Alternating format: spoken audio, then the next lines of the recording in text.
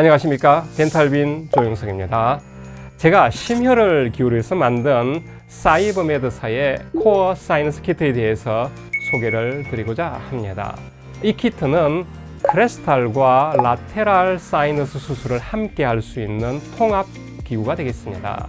오랜 기간 동안 이상적인 기구에 대한 생각을 해왔는데 마침내 그 이상적인 기구를 만들게 되었습니다. 장점과 사용법에 대해서 자세하게 설명을 드리겠습니다. 자, 상판을 보게 되면은 크레스탈 수술 도구와 라테랄용 수술 도구가 이렇게 뎁스 게이지를 기점으로 해서 구분이 되어 있습니다. 코어 사이너스 키트 하판을 보게 되면은 사이너스 큐렛, 멤브레인 세퍼레이션 할 수 있는 도구가 있고, 본 그라프팅 하는 도구, 본 패크, 그리고 펀넬이 있습니다. 자, 먼저 CSBA 크레스탈 사이너스 본 오그멘테이션 기구를 보도록 하겠습니다.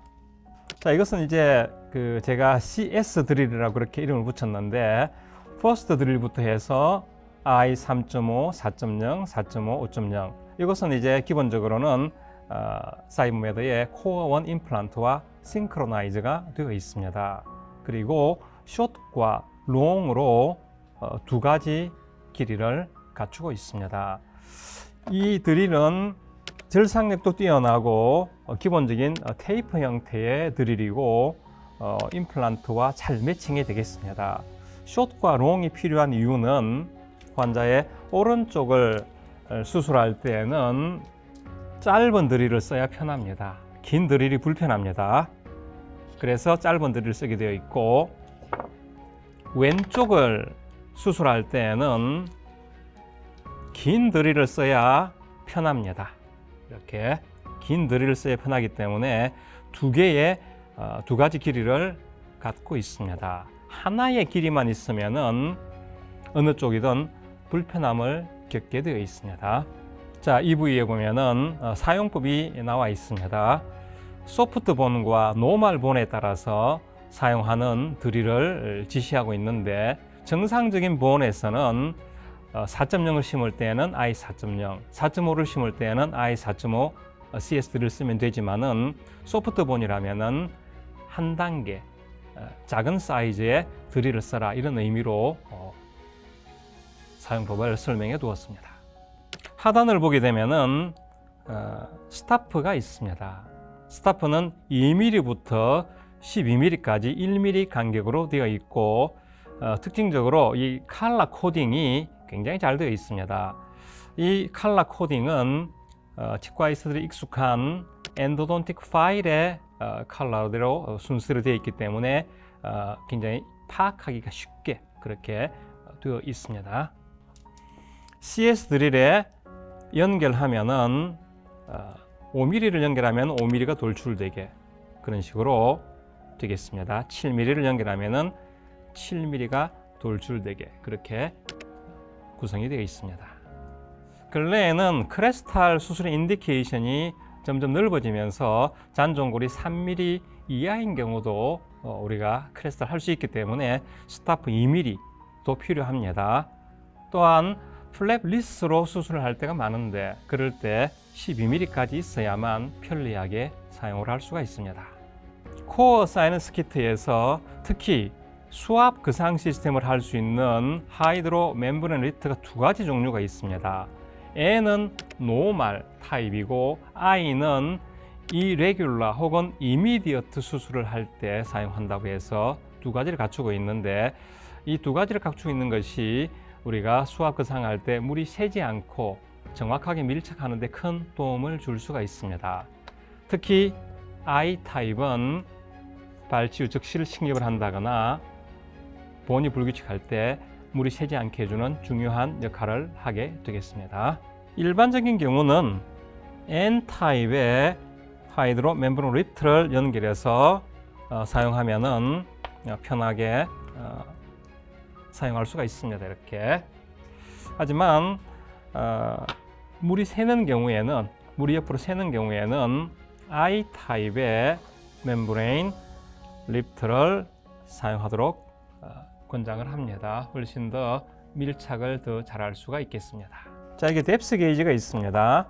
이 뎁스 게이지는 우리가 CS 드릴을 전진하면서 사이너스 플로우가 통과되었는지 확인하기 위한 용도로 사용을 하는데, 예를 들어서 I 4.0 CS 드릴에 6mm 스타프를 연결해서 드릴이 끝났다. 그러면은 뎁스 게이지에 7mm 스타프를 연결해서 사이너스 플로우가 통과되었는지 확인하는 용도가 되겠습니다.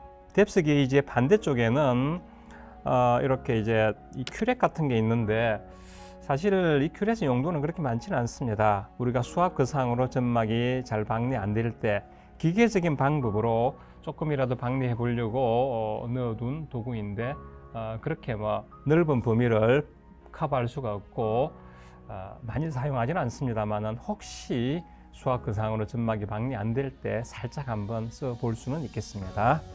코어 사이너스 키트 합판을 보게 되면은 수압 거상용 튜브가 있고요. 사이너스 큐렛, 멤브레인 세퍼레이션 할 수 있는 도구가 있고, 본 패크, 그리고 펀넬이 있습니다. 크리스탈로 할 때에는 이 C 펀넬과 패크를 사용을 합니다. 자, 이 펀넬은 핸들에 연결을 쓸 수 있는데 뒤쪽을 푼 상태로 적당한 각도로 맞춥니다. 적당한 각도로 마음대로 조절이 되면은 고정을 시킵니다. 뒤쪽을 돌려서 단단하게 고정을 시키고, 이 상태로 본을 담아서 사이너스로 넣는 용도가 되겠습니다. 그래서 상황에 맞게 적당한 각도로 조절하고 고정시켜서 사용하시면 되겠습니다. 라테랄 어프로치 사이너스 본 오거멘테이션 서저리를 할 때 필요한 도구에 대해 설명을 드리겠습니다. 라테랄 수술을 하는 도구는 사실상 현재 몇 회사에서 만든 도구들이 크게 도움이 되지 않습니다. 해보면은 불편해요. 그래서 제가 전통적인 방법으로 할 수 있도록 준비를 했습니다. 라테랄 사이너스 본 오거멘테이션용 스트레이트 드릴들을 준비를 했습니다. 1.6mm 카바이드와 다이아몬드 버가 있고, 6mm 직경의 큰 카바이드 버와 다이아몬드 버를 준비를 했습니다. 이 드릴들은 로우 스피드 스트레이트 핸드피스에 연결해서 사용을 합니다.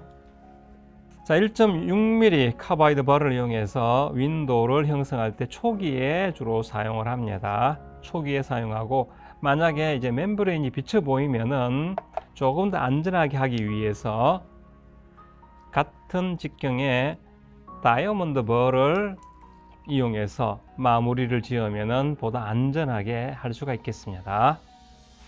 이 방법은 윈도우를 따내는 방식인데 좀 어려워하는 사람이 있습니다. 만약에 이 방식이 어렵다면은 쓸 수 있는 것이 사이너스 월을 갈아내는 방식을 쓸 수 있습니다. 카바이드 버, 6mm 직경의 카바이드 버로 주변을 갈아내는 방식인데 조금 더 쉬운 방식이 되겠습니다.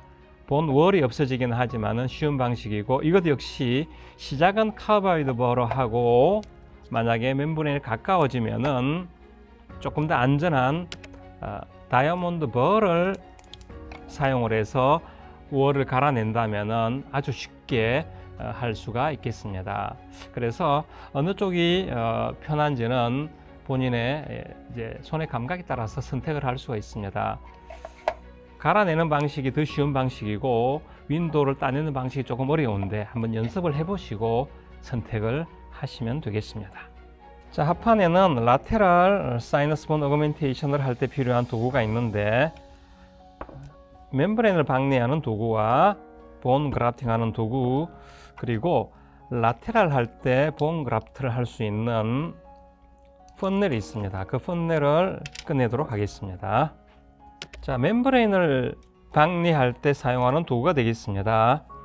이니셜 세퍼레이터인데 가장자리를 간단하게 먼저 박리하는 데 사용을 하고, 본격적인 멤브레인을 박리는 멤브레인